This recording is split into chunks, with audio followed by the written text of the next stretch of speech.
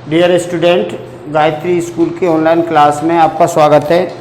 और आज हम 11.3 प्रमेय और 11.3 प्रमेय और 11.3 एक्सरसाइज के क्वेश्चन बताएंगे।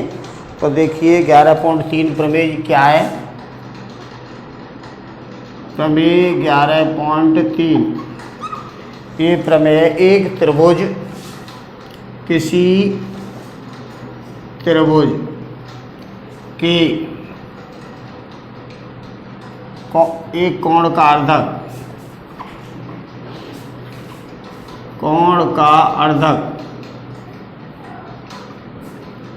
सम्मुख भुजा को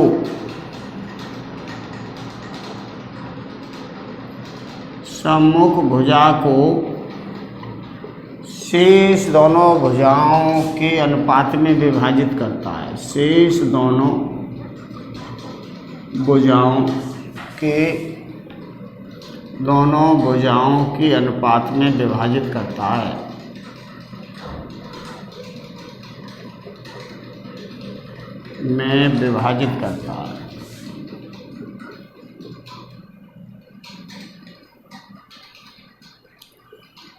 तो यहाँ पे देखिए वो ये कह रहा है एक त्रिभुज है,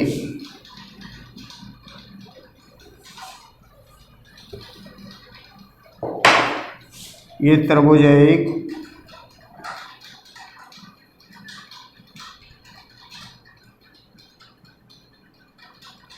ए और ये बी और ये सी।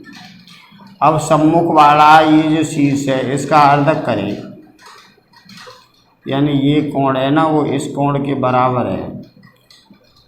तो ये जो अनुपात है वो इस अनुपात के बराबर होगा।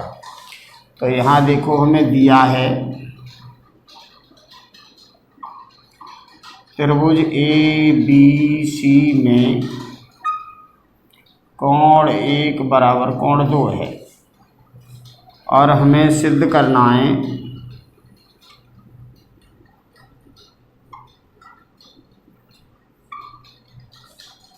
ये बटे ये बी डी बटे डी सी बराबर होगा ए बी बटे ए सी। वो कह रहा है एक कोण का अर्धक सम्मुख भुजाओं का जो अनुपात है ना वो इसका और इसका अनुपात होगा। कोण का अर्धक ये कह रहा है किसी त्रिभुज के एक कोण का अर्धक, इस कोण का अर्धक सम्मुख भुजाओं को, इसका जो अनुपात है वो इन दोनों भुजाओं का अनुपात होगा। अब रचना में हमें ना AD के समानांतर यहाँ से रेखा खींचेंगे और BA को आगे बढ़ाएंगे।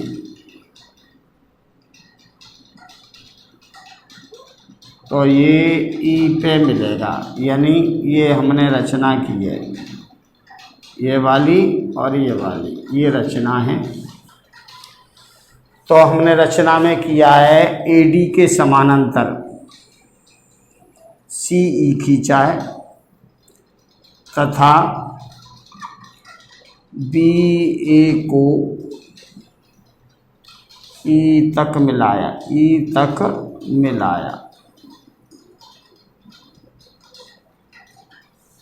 अब देखिए उपपत्ति में यहाँ पे देखिए ये दे रखा है त्रिभुज ABC में एक कोण 2 के बराबर है। त्रिभुज ABC में कोण एक है ना वो कोण 2 के बराबर है, ये दिया है। पहला समीकरण जो है वो तो दिया है, ये जो दे रखा है। अब दूसरा देखिए, दूसरे में आप सपोज दैट इसको मान लो 3 कोण और इसको मान लो 4 कोण। तो कोण 2 और 3 के बराबर होगा। कोण 2 है ना वो बराबर कोण 3 के होगा। क्यों होगा? क्योंकि AB है ना, AD समानांतर है CE के। तो यहाँ देखिए ये इसके समानांतर है तो ये एकांतर कोण है, यानी क्या है? एकांतर कोण।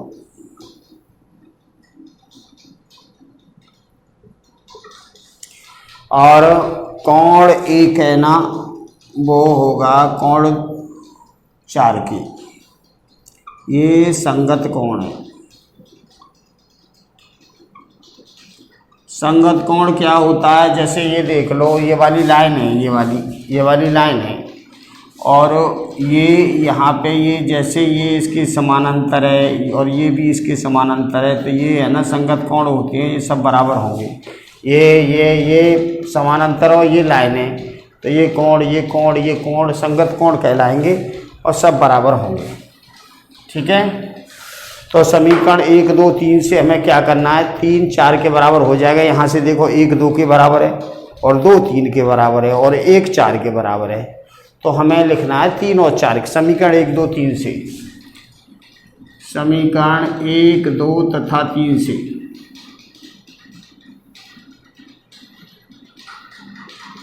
समीकरण 1 2 3 से कोण 3 और कोण 4 बराबर हो जाएंगे।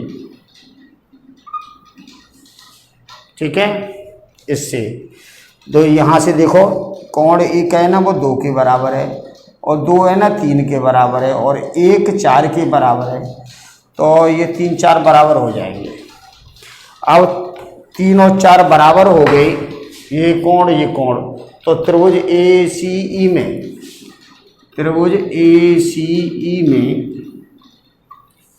ये है ना AE बराबर होगा AC के।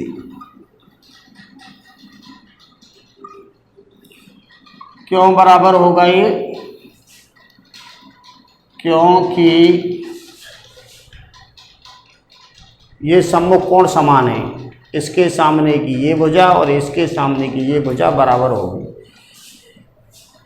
कोण बराबर है तो ये भुजाएं बराबर होंगी। ठीक है, अब सब मतलब कोई भी त्रिभुज हो तो उसके त्रिभुज, जैसे ये त्रिभुज है एक, तो मान लो ये कोण इस कोण के बराबर है, तो इसके सामने की ये भुजा और इसके सामने की ये भुजा बराबर होती है। ठीक है, तो उसके आधार पे ये चौथा समीकरण बना है। अब यहाँ से देखिए त्रिभुज EBC में हमारे पास AD और CE ये समानांतर है। AD है ना समानांतर है CE के, ये रचना की है हमने। ये अगर समानांतर होता है तो आधारभूत समानुपाती प्रमेय से हमने आपको बताया था 11.1 एक्सरसाइज 11.1 प्रमेय में आधारभूत समानुपाती प्रमेय बताई, उससे आधारभूत समानुपाती प्रमेय से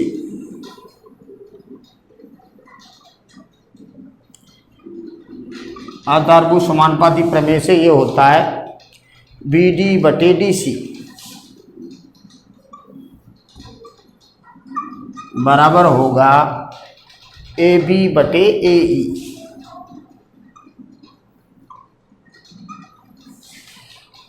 अगर कोई भी त्रिभुज है, हमने आपको 11.1 प्रमेय बताई थी, ये है ना, ये DE ऐसे बताया था, ये A था, ये B था, ये C था, अब DE समानांतर थी BC के, तो आधारभूत समानुपाती प्रमेय से हमने कहा था AD है ना, AD/DB होगा और AE/EC होगा, तो वही हमने प्रमेय लगाई है इसमें 11.1, तो ये इससे समानांतर होगा। अब देखिए यहाँ से समीकरण 4 से मान लगा दो इसकी जगह, तो समीकरण 4 से मान रखने पर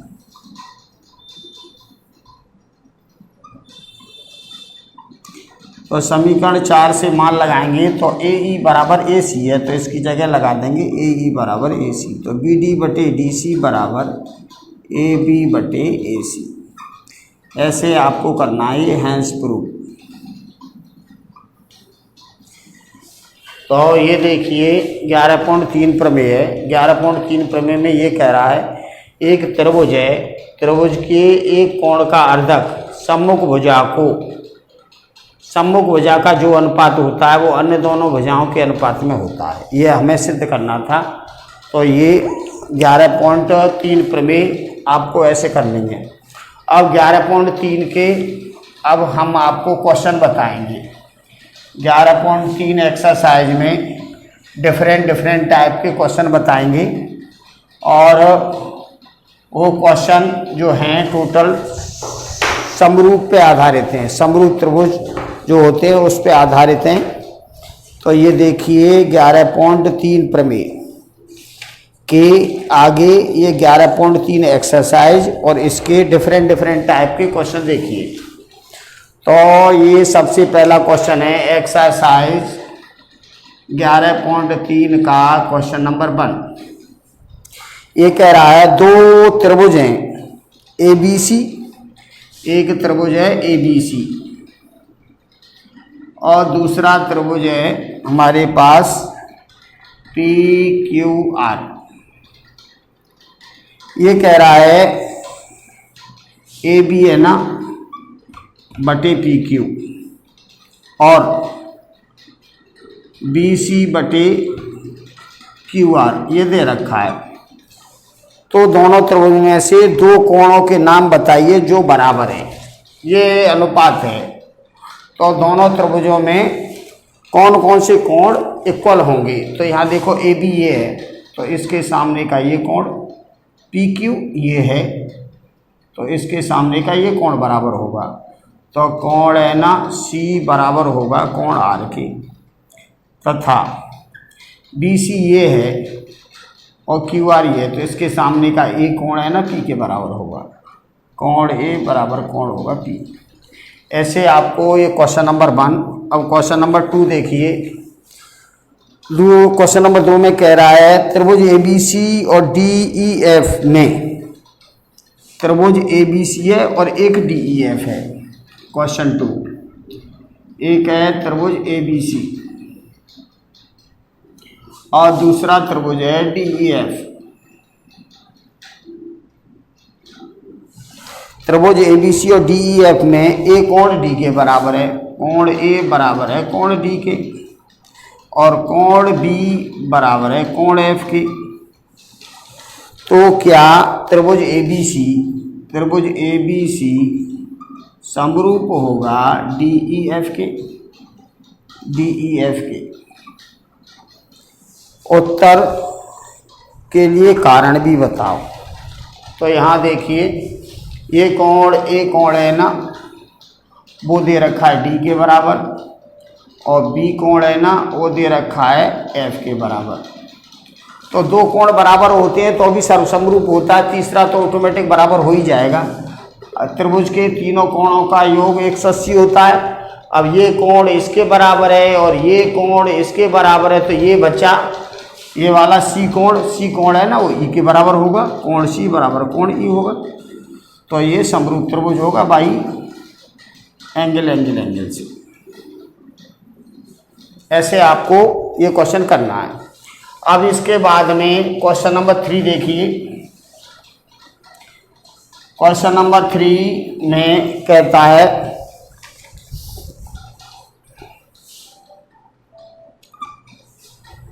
यदि त्रिभुज ए बी सी ये समरूप है त्रिभुज एफ डी ई तो क्या ये देखो इसके हिसाब से अनुपात क्या होने चाहिए, इसके हिसाब से ये अनुपात होने चाहिए। मान लो आपने आगे ए बी लिया तो इसका एफ डी लोगे और फिर इसके बाद में आपने बी सी लिया तो इसका लोगे आप डी ई और फिर ए सी लिया आपने तो इसका लोगे एफ ई। देख लीजिए यहाँ से आगे के ए बी लिया तो एफ डी लोगे और फिर ये बी सी लिया तो ये डी ई लोगे, फिर ये और ये लिया तो ये और ये लोगे। अब इसमें ये दे नहीं रखा है, ये तो राइट है। अब रॉन्ग क्या है यहाँ देखो, इसमें जो दे रखा है हमें ये दे रखा है ए बी है ना, A B upon D E है और ये बी सी ये है ई एफ और यहाँ सी ए ये दे रखा है एफ डी। तो ये गलत है, इसके हिसाब से तो ये होना चाहिए, ये तो रॉन्ग है, फॉल्स है ये, तो इसलिए वो सही है। अब इसके बाद क्वेश्चन नंबर 4 छोटे छोटे क्वेश्चन हैं, आपको अभी बताया जा रहा है कि समरूप कैसे सिद्ध करते हैं। क्वेश्चन नंबर 4 देखिए, यदि किसी त्रिभुज की दो भुजाएं और एक कोण दूसरे त्रिभुज की दो भुजाएं और एक कोण के क्रमशः समानुपाती एवं बराबर हों तो दोनों त्रिभुज समरूप होंगे। वो ये कह रहा है एक त्रिभुज तो है ये ABC और एक त्रिभुज है ये PQR। वो ये कह रहा है दो भुजाएं और एक कोण दूसरे त्रिभुज के दो भुजाएं एक कोण क्रमशः बराबर हों तो यह समरूप होगा। तो देखो दो भुजाएं एक कोण कहा है, उसने ये नहीं कहा है कि बीच का कोण। देखो समरूप के लिए मान लो ये और ये भुजाएं तो इसके बीच में ये कोण होना चाहिए, ये और ये भुजाएं तो इसके बीच में ये कोण होना चाहिए, तो समरूप होंगे। ऐसे नहीं है कि दो भुजाएं हों और एक कोण। अब मालूम नहीं है दो भुजाएं कौन सी हैं, दोनों भुजाओं से जो कोण बनता है अगर वो हो तो समरूप होगा, और इसमें ऐसा बोला नहीं है उसने, तो इसीलिए ये है ना फाल्स है, ये सही नहीं है, क्योंकि उसने ये नहीं बोला कि दोनों भुजाओं के बीच का कोण है, ऐसा नहीं बोला, इसलिए इट इज़ रॉन्ग। अब इसके बाद क्वेश्चन नंबर 5 देखिए। क्वेश्चन नंबर 5 में कह रहा है समान कोणिक त्रिभुजों से क्या तात्पर्य है। तो समान कोणिक त्रिभुज ये होती हैं जिसके संगत कोण समान हो। समान कोणिक त्रिभुज ये है, जैसे A है ना वो P के बराबर है और B है ना वो Q के बराबर है और ये C है ना वो R के बराबर है। ये संगत कोण जो होती है ना वो समान कोणिक होती हैं। B कोण Q कोण के बराबर हो और C कोण है ना वो R कोण के बराबर हो, तो ये समान कोण, समान कोणिक, या आप इसको कह सकते हैं संगत कोण।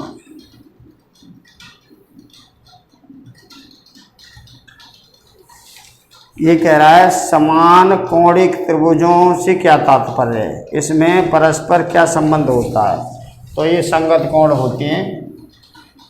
अब इसके बाद क्वेश्चन नंबर 6 देखिए। क्वेश्चन नंबर 6 में हमें आकृति दे रखी है। पहली वाली आकृति हमारे पास ये त्रिभुज दे रखा है ABC और इसमें ये 60 डिग्री कोण है और ये है 80 और ये है 40। और सेकंड वाला जो क्वेश्चन है उसमें ये ऐसा त्रिभुज दे रखा है MN और ये O, MN और ये P, ये 70 डिग्री है और ये 30 है। थर्ड वाला कोण है हमारे पास, थर्ड वाला त्रिभुज ये दे रखा है, ये है PQR। इसमें PQR में ये 2.5 है और ये 3 है और ये 2 है। और फोर्थ वाला जो है वो ये है, यहाँ से देखो ये है त्रिभुज, इसमें ये E है, ये F है और ये EF, कुछ भी हो, ये भी E दे रखा है, D मान लो चलो इसको। ये इसका कोण 80 डिग्री है और ये 5 है और ये 6 है। इसके बाद फिफ्थ जो है, फिफ्थ वाला ये वाला त्रिभुज दे रखा है हमें, ये DEF है। फिफ्थ वाला हमारे पास GF और E, इसमें दे रखा है ये 6 और ये 5 सेंटीमीटर और ये 4 सेंटीमीटर। 6 में हमें दे रखा है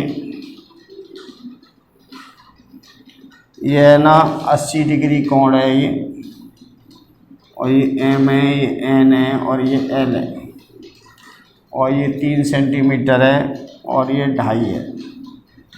और सेवंथ वाला, सेवंथ में XYZ दे रखा है हमें, ये X है, ये Y है, ये Z है।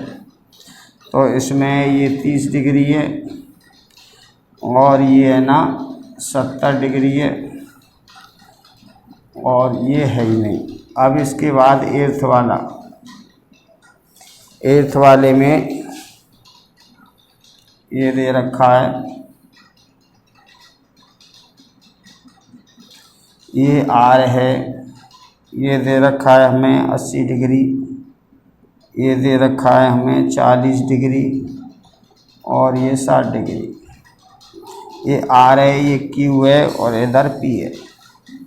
अब वो ये कह रहा है इसमें समरूप कौन कौन से हैं, तो देखो ये और ये सेम है, ये इसके समरूप है, ठीक है, क्योंकि यहाँ भी 40 डिग्री, ये भी 40 डिग्री, ये 80 वो 80 और ये 60 और 60, ये समरूप है। 70-30 वाला मैटर ये वाला है, इसका ये समरूप है। और ये देखिए भुजाओं का अनुपात, तो 2.5 का डबल 5 और 5 6 4, 5 6 4 ये है, ये इसका है 5 6 4 और ये वाला है ना वो इसका है। तो इसमें हमारे पास ये है ना ABC त्रिभुज, यहाँ लिख दो कौन कौन से समरूप हैं। तो ये त्रिभुज ABC है ना, फर्स्ट वाला त्रिभुज ABC, इसके समरूप है PQR के समरूप है। यहाँ से देखो ए हमारे पास 40, तो 40 और QPR के समरूप है, ये फर्स्ट वाला, ये इसके समरूप है। अब सेकंड वाला देखिए, ये फर्स्ट और ये एट, ये आपस में समरूप हैं। अब इसके बाद इसका सेकंड में हमारे पास है ये MN PM और N, त्रिभुज PMN, ये समरूप है किसके, PMN। ये है P, हमने क्या माना, यहाँ से देखो 30 वाला P माना, तो ये P बाई ZX के समरूप है, ठीक है, ये 7th के समरूप है। अब इसके बाद थर्ड वाला देखिए, थर्ड वाला ये है PQR, ये समरूप होगा P और इसके बाद ये है